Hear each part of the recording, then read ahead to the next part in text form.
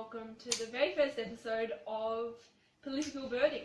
My name's Finley Japp. We're getting the lights on at the moment. That's great, nice.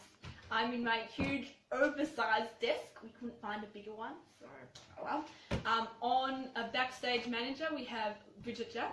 So thank you, Bridget. And our artistic director and producer, the one who's filming at the moment, is Lila. So thank you, Lila. So enjoy the show. Ah, what a lovely morning in Canberra. Wait, is that a bird?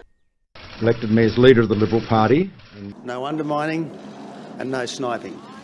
Back, but not alone. There's never been a more exciting time to be a Green. Political birding. An introduction. Hello and welcome to the very first episode of Political Birding, the show where we identify birds in the political environment and examine their behaviour. My name is Finley Japp, and along with others, we'll be taking you through the bush, the forest and the swamps of the Australian Parliament. We begin in Canberra in the ACT, that's the Australian Capital Territory, one of two mainland territories in Australia. Now in Canberra there's a very special spot known to most political birdwatchers. It's called Australian Parliament House. This swampy habitat is rich in bird life, with 226 species of birds occurring in Parliament House. These species can be broken up into two groups, one group of 76 birds and another group of 150.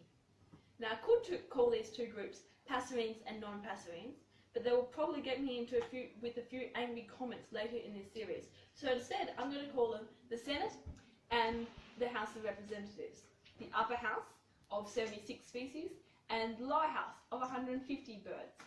In England they call this house the House of Lords and this house House of Commons, and in the US they call it the US Senate and the US Congress. But in Australia we call it the Senate and the House of Representatives. As well as these two groups, the Senate and the House of Representatives, there are different families. There are two main families in Australian Parliament.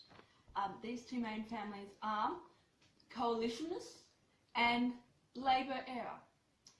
There's also another family, also called a party, and this one isn't big, but it definitely exists, and this is called Greensii. Then there are other small parties or families in the Senate and the House of Representatives. As well as this, there are single species families.